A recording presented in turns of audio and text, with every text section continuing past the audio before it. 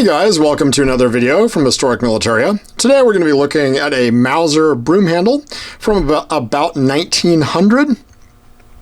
And this gun was actually made specifically for the US commercial market. Right about 1900, 1899 to about the early 1900s, Mauser pistols were actually pretty popular in America. And they were also selling well abroad in Europe, especially in England. Quite a few retailers would stock these. And in America, the one retailer who did import these was a company called von Lengerke Detmold, obviously out of New York. And when Mauser actually made the guns, they would only export to them in America. They were the sole agents for this.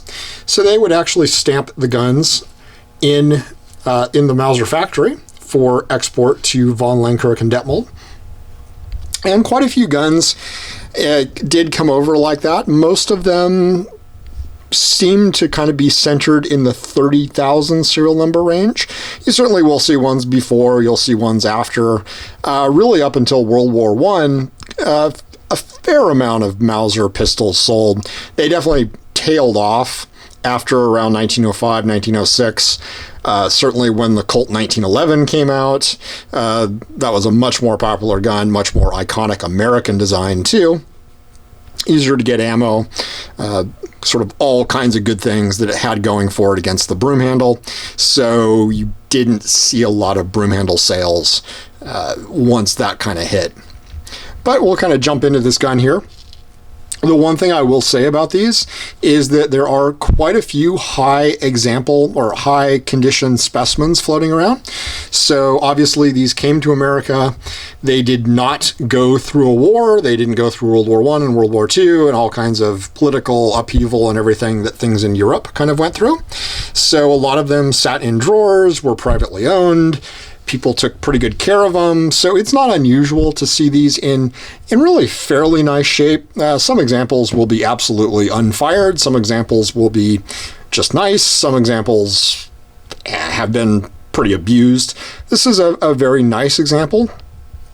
You're going to notice your typical sort of wider serrated grips. Later on, Mauser went to a little bit tighter serrations there. Really good fit and finish. This one actually is a shallow milled panel variant, meaning Mauser had just finished up with the slab-sided variant, which actually had no milling whatsoever on the lower part. And they, for whatever reason, decided to just do some really shallow milling on this. So it's actually not milled as deeply as it would be later. And there's only a couple thousand guns that had this kind of shallow milling. It's not really a big deal, but people who get excited about Mauser variants, that's just one of those interesting things you'll see. Also, you've got your strawed, nicely gold strawed trigger, and all the small parts are going to be that really nice fire blue. This one's had a little bit of wear on the fire blue with the 1,000-meter rear sight. And just everything else is pretty standard about this gun. Your typical Crown U proof, which is pretty much always going to be on every Broomhandle.